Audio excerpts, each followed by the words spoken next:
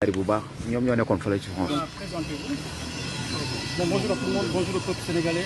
Je suis Limodia Léguimène. Je suis activiste panafricaniste. Diary, je la connais très très bien. On était ensemble à Paris. Bon, moi je vais attaquer le problème là où il existe. On était à Paris. On avait un projet ensemble pour que je puisse l'amener dans des plateaux de télévision pour qu'elle puisse émerger et être connue par l'opinion française du moins, et l'opinion internationale. Mais entre-temps, j'ai eu un décès, je suis venu ici au Sénégal pour des condoléances. Ce qui a fait que le projet a capoté. Mais toujours est-il que les élèves ou étudiants du lycée Louis-le-Grand, je les connais, les élèves avec qui Diary est dans la même classe, je les connais, en l'occurrence Thomas, que je remercie beaucoup, qui nous a apporté d'excellents soutien par rapport à la disparition de Diary. J'ai appris que Diary a badgé le 4, elle a badgé. J'ai appris aussi que Diary a lu des messages de WhatsApp, messages vus et lus. J'ai appris que l'ambassadeur du Sénégal a fait une conférence de presse sur le point de Diary. J'ai appris que des gens ont manifesté. C'est bien beau. Mais vous savez, nous, la vérité, nous sommes des activistes, nous la disons telle qu'elle est. Celui qui est responsable de la disparition de Diary, c'est l'État français. Celui qui est responsable de la disparition de Diary, c'est l'État sénégalais. Pourquoi je le dis? Parce qu'une personne qui est mondialement connue, une personne qui est un patrimoine national et international, une personne qui a badgé pour rentrer soit dans sa résidence, soit sortir de sa résidence. S'il est rentré dans la résidence, ça veut dire que la police peut aller toquer dans cette résidence qui se trouve dans le 13e arrondissement pour voir porte à porte est-ce que Diary est là-bas. Est-ce que la police l'a fait? Je n'y crois pas. Est-ce qu'elle a badgé pour sortir? C'est une bonne question. Elle est sortie pour aller où?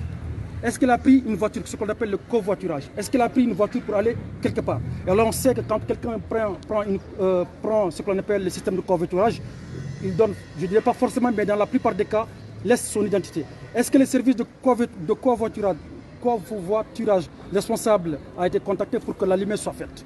Est-ce que Diary, en sortant du campus universitaire, ou plutôt de sa résidence, a pris un train TGV pour voyager de ville en ville?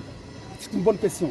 On sait aussi que quand quelqu'un prend un train TGV, soit il le prend avec une carte bancaire ou avec le nom de quelqu'un d'autre. Mais j'imagine que Diary ne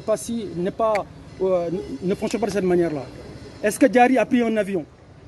Mystère boule de gomme. On nous apprend que l'ambassadeur nous dit qu'une fiche technique a été distribuée au niveau des aéroports. Cela veut dire que Diary n'a pas pris un avion.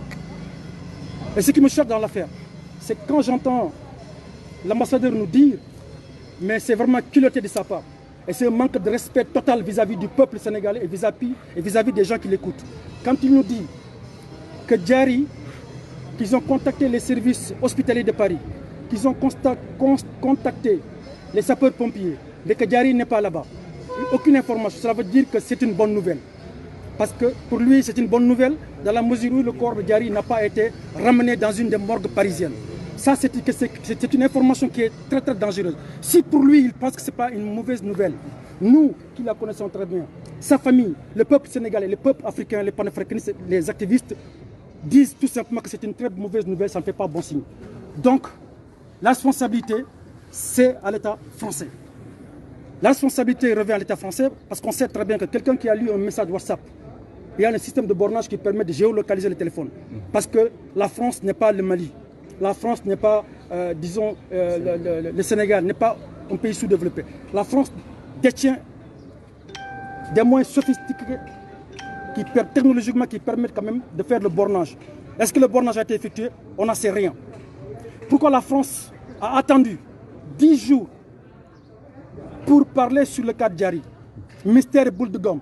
Cela démontre encore une fois que la diplomatie que les États africains ont vis-à-vis des États européens est une diplomatie qui n'est pas respectée, qui ne traite pas le peuple africain sur un pied d'égalité. Ça aussi, il faudra avoir le courage de le dire. Soit on fait de la diplomatie, on fait de la politique, soit on revoit les règles de la diplomatie. Parce que la diplomatie, quoi qu'on puisse dire, c'est le fait de dire la vérité au peuple qui en a besoin. Mais le peuple sénégalais en a besoin. Maintenant, je vais terminer peut-être sur ça. Vous savez, quand un Français disparaît en Afrique, c'est un tapage nocturne, c'est un tapage médiatique qui est effectué. Et quand un Sénégalais disparaît en Europe, ou un Africain disparaît en Europe, il va falloir attendre 10 jours, voire même 15 jours pour que les chaînes de télévision en parlent. Et ça, il va falloir que la personne soit connue, comme le cas de Diary. Plein d'Africains disparaissent à Paris, mais jamais un débat a été effectué par rapport à ça. Et j'accuse M. Bolloré, qui est une multinationale française, qui s'est implantée partout en Afrique, qui a des industries partout, qui a été incapable, mais j'ose même dire indigne, de faire passer l'information relative donc, à la disparition de Diary, ne serait-ce qu'une bande annonce dans CNews ou dans BFM TV, pour indiquer que Diary a disparu. Il a fallu que nous, les activistes, désignons Bolloré, envoyons des vidéos aux autorités françaises pour que Bolloré finisse en fin de compte ce matin avec l'émission de Brice Toussaint pour en parler pour 10 minutes. Pour nous, c'est un manque de respect. Donc la démocratie, comme je le dis, c'est le respect des uns, c'est des autres. Vous affirmez que toutes les dispositions qu'il faudrait prendre sur une personne portée disparue ne sont pas prises par l'État français.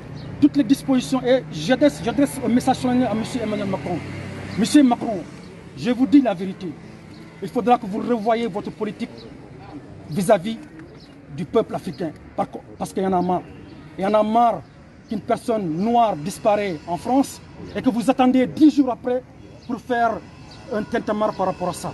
Ça, il faudra revoir vos actions. On sait très bien que ça aurait été une personne blanche qui aurait disparu.